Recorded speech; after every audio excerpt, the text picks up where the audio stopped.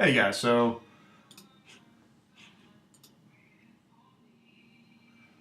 what I'm trying to do here is help you guys understand how to get the XYZ points associated with the GPS points that you collected.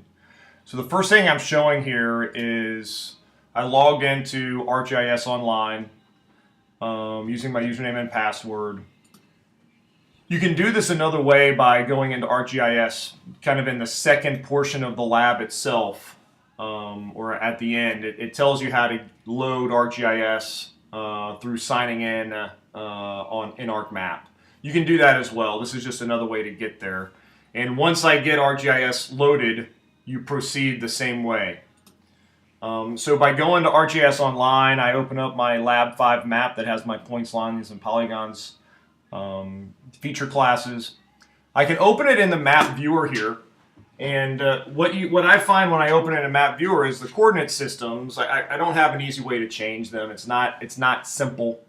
So what I'm going to do instead is I'm going to open it in ArcGIS desktop from this web app. And so it's going to reach out, it's going to go to my computer, it's going to open ArcGIS desktop, and it's going to grab my data because I'm signing into the online portion of ArcGIS. So with our collector app, we're real-time editing points, lines, and polygons in our geodatabase. We set it up in the lab where we allowed for editing the content through this online web page and the ArcGIS collector.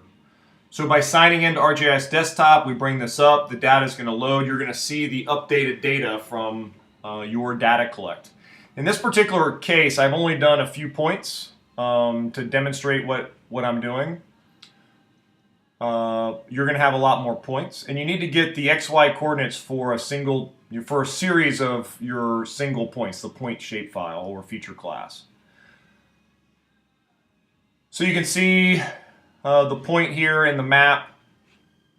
And when we open the attribute table, one of the problems is you don't see the coordinate for X, Y, and UTM, which is a problem because that's what we're asking you to get. So what I'm showing you is how to get the XY coordinate.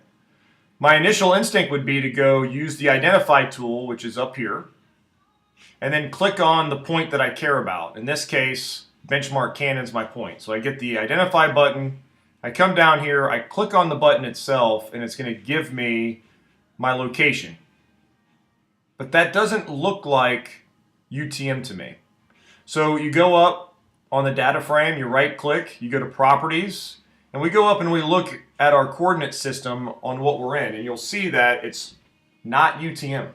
So we're going to change it to UTM, WGS 84, Northern Hemisphere, and our grid zone is 18 North. We beat that one up enough here, I think. Apply it and say yes. When we say yes, now the coordinate system changes, and the points that when we select the point, it does the transformation for us. And we're going to get, so here I'm just verifying that it did take. You can see it did. And then we're going to go hit the identify button now and click on the button, and we're going to, or click on the point we care about using the identify button tool, and you're going to see up here we have our coordinates.